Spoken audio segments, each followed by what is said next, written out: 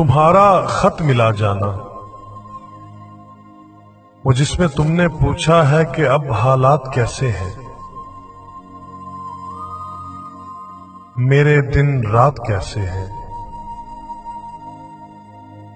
मेहरबानी तुम्हारी है कि तुमने इस तरह मुझसे मेरे हालात पूछे हैं, मेरे दिन रात पूछे हैं। तुम्हें सब कुछ बताऊंगा, मुझे इतना बता दो कि कभी सागर किनारे पर किसी मछली को देखा है कि जिसको लहरें पानी के किनारे तक तो लाती हैं मगर फिर छोड़ जाती हैं।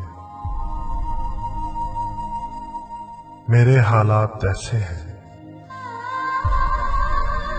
मेरे दिन रात ऐसे हैं।